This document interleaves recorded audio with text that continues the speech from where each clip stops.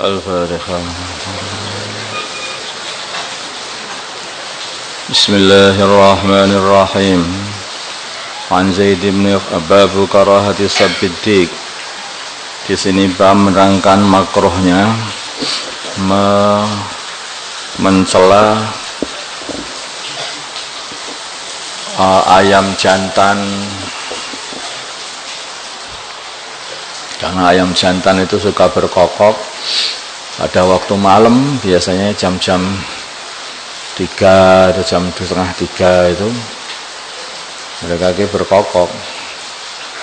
Dan itu kalau orang yang suka tidur marah begitu dengar ayam jantan itu, sehingga yang ngumpat-ngumpati ayam jantan. Nah, ini nggak boleh, karena ayam jantan itu membangunkan kamu untuk sholat.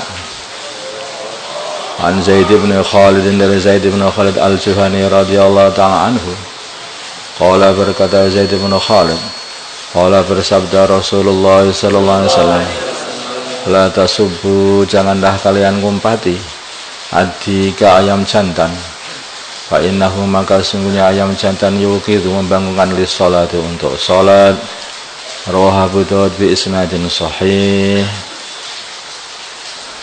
Ayam jantan yang berdakwah itu dimuliakan oleh Allah sampai enggak boleh diumpati. Apalagi kalau orang iman berdakwah, maka tambah-tambah dimuliakan lagi oleh Allah. Rawahu, meriwayatkan hadis Abu Daud bi isnadin sahih. Bangunkan orang sholat, bangunkan, waktunya tahajud, waktunya subuh. Babun nahyi, disimpan menerangkan larang an qaulil insan, dari perkataannya manusia, mutirna binau'i kadza, mutirna kami dihujani, dituruni hujan, binau'i kadza, sebab bintang begini. Jadi itu ada aturan bintang begini, kalau bintangnya di sana, bintangnya di situ, itu ada aturan itu. Terus biasanya terus turun hujan. Kalau posisi bintang di sini, maka akan terjadi turun hujan. Sehingga orang berkata, ini hujan karena bintang sudah sampai ke sana. Kalau bintang ini sudah sampai ke sana. Nah ini, nah itu nggak boleh begitu itu. Coba kalau sudah sekarang, korat-karit semua bintangnya. Bintang kemana aja, pokoknya sekarang ini kan musim udah nggak tentu ini. Waktu panas jadi adem, waktu adem jadi panas, waktu kemarau jadi hujan, waktu hujan jadi kemarau. Hari-hari ini coba baru paham bahwa yang menurunkan hujan adalah Allah, bukan bintang. An Zaid bin Khalid radhiyallahu anhu qala, berkata Zaid bin Khalid, qala bersabda baginda Nabi sallallahu alaihi wasallam, qala berkata Zaid bin Khalid, salat Rasulullah sallallahu alaihi wasallam salat subhi, salat subuh, bil Hudaybiyah, di Hudaybiyah, fi ithri samain, di dalam setelah turunnya hujan dari langit, kanat, yang adanya hujan itu, minal laili, di waktu malam. Falamang sarafa, maka ketika beliau selesai salat, aqbala, maka beliau menghadap alan nasi, kepada orang-orang. Jadi kalau ada kejadian, baginda Nabi itu takut kalau orang-orang itu salah sangka atau salah keyakinan. Malam ada hujan, pagi-pagi habis sholat subuh langsung Nabi kasih nasihat, jangan sampai salah di dalam keyakinan. Penting ini kepada anak kita, saudara kita, teman-teman kita, itu kita juga buat seperti itu, jangan sampai salah keyakinan. Faqala, maka baginda Nabi bersabda, hal tadrun, apakah kalian tahu, madza qala rabbukum, apa yang telah dikatakan oleh Tuhan kalian? Qalu, mereka berkata, Allah wa rasul a'lam, Allah dan utusannya Allah adalah lebih mengetahui. Qala, bersabda baginda Nabi, qala, berkata Tuhan kalian, asbaha, menjadi min ibadah, asbaha, berpagi-pagian, min ibadi, dari hamba-hambaku, mu'minun bi, orang yang beriman kepada aku, wa kafirun dan orang yang kafir kepada aku.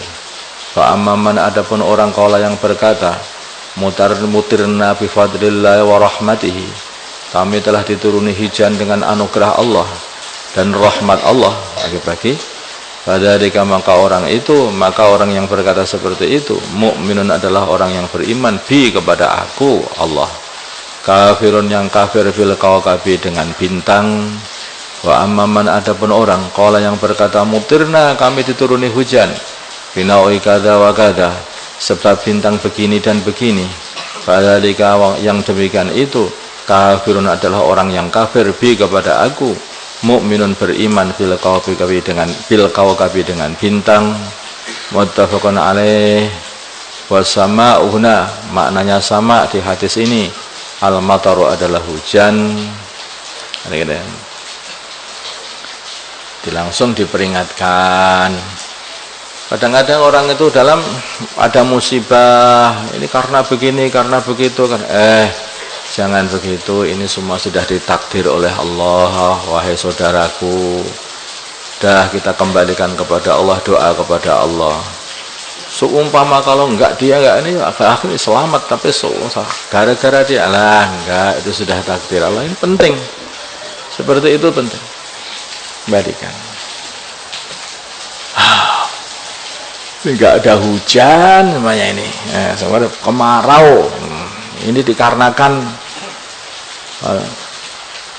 anunya begini, pimpinannya begini, terus ini begini. enggak ada hujan ya karena dosa-dosa kita ini. Kalau orang Allah enggak turunkan hujan, kenapa itu? Ini karena banyak dosanya manusia. Terus ya banyak istighfar caranya nurunkan hujan. Karena yang nurunkan hujan adalah Allah, bukan bintang. Kamu sembah bintang sampai jungkir balik, nggak akan datang hujan kalau Allah tidak datangkan hujan.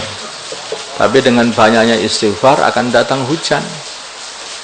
Wa qultu astaghfiru rabbakum innahu kana ghaffara yursilis samaa 'alaikum midrara, ya kan? Jadi dengan istighfar, minta ampun kepada Allah, hubungan dengan Allah jadi baik, maka akhirnya banyak hujan yang baik. Banyak hujan yang baik. Jadi semua bukan karena itu, karena ini. Ya karena Allah belum memberi. Kenapa enggak memberi? Hubungan kita dengan Allah perbaiki, biar diberi oleh Allah. Orang iman itu enak. Orang iman enggak aneh-aneh. Apa yang terjadi dari Allah, yang mendatangkan musibah Allah, yang mendatangkan barokah juga Allah.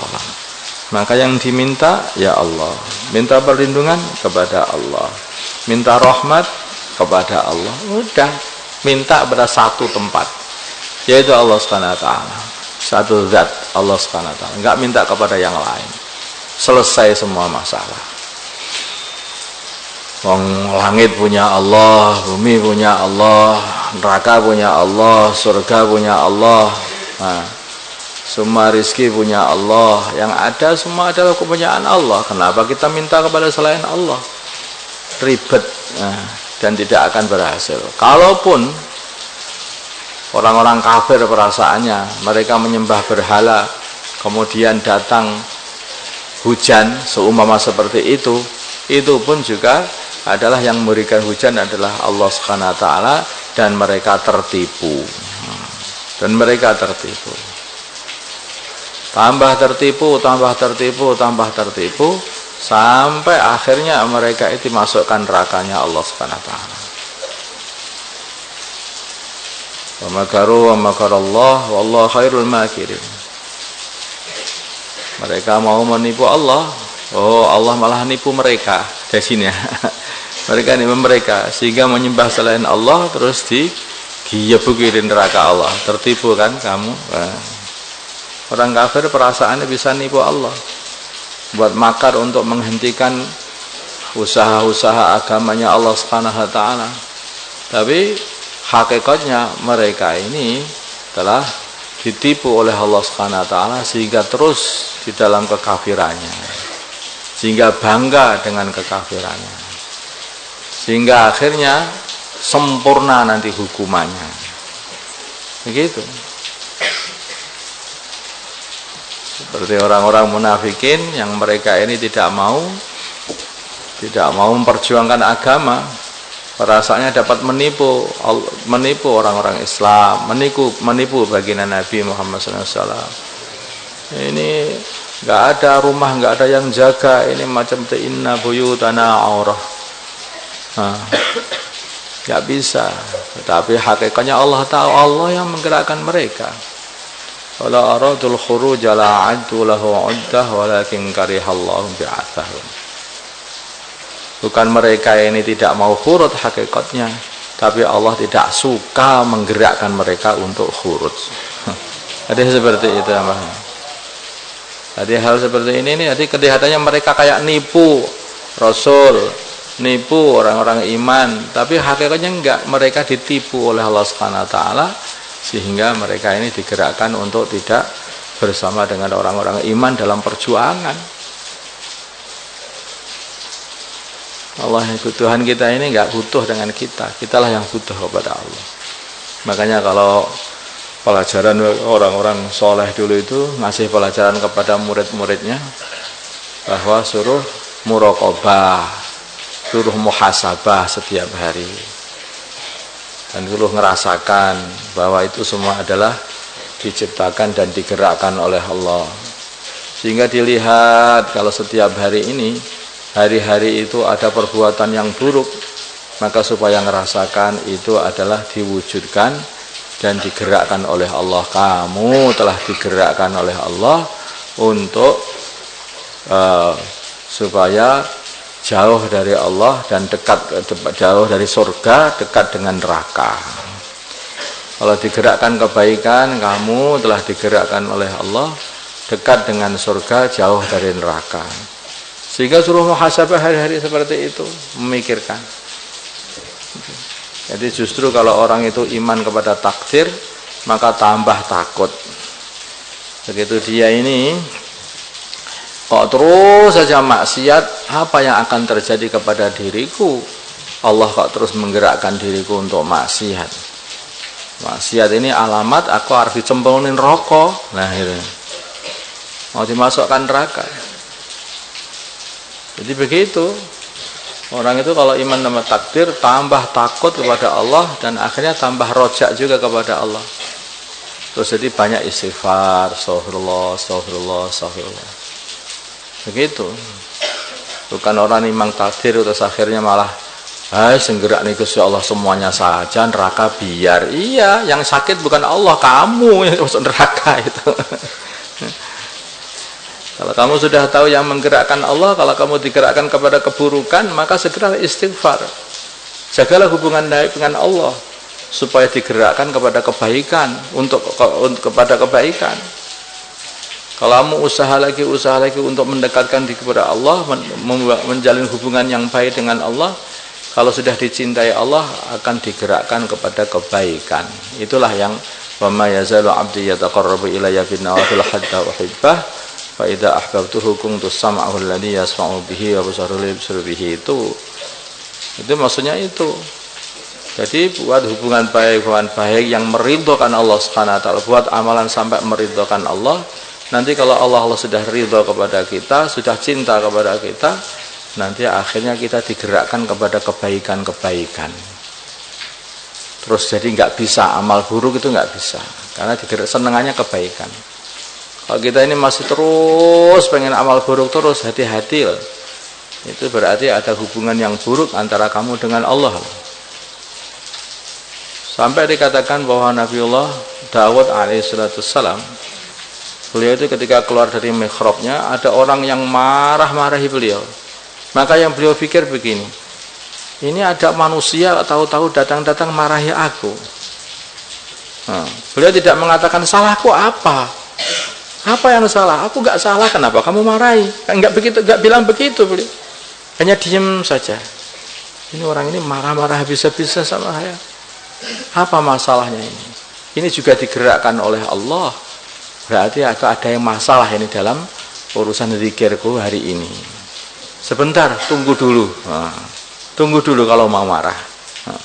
Balik lagi ke mihrab, wiritan lagi, ibadah lagi, keluar dari mihrab, rubah orang itu, langsung jadi muji-muji beliau. Nah ini, begitu loh. Semua kejadian ini adalah sebetulnya hakikatnya masalahnya adalah hubungan kamu dengan Allah. Baginda Nabi ketika diuji di Taif, dilempari anak-anak kecil dengan batu sampai berdarah tubuh beliau, mengalir melewati kaki-kaki beliau sampai ke sandal-sandal beliau. Sandal beliau sampai basah dengan darah. Nah, maka yang beliau pikirkan nggak begitu. Ini kenapa makhluk-makhluk Allah ini digerakkan oleh Allah kok membandemi aku, kok ngelempari aku. Ini yang dipikir Nabi. Maka beliau katakan, ilam takun bika aliyya ghadab fala ubali. Ya Allah, asal engkau nggak marah dengan aku, kayak nggak masalah, nggak apa-apa ya Allah. Saya terus saja dakwah, saya akan terus amalkan ini dakwah ini, saya nggak akan berhenti. Tapi janganlah engkau marah kepada aku ya Allah. Yang beliau takuti itu kalau sampai kejadian itu sebab marahnya Allah kepada beliau. Inilah orang yang beriman pikir itu. Al-Fatihah.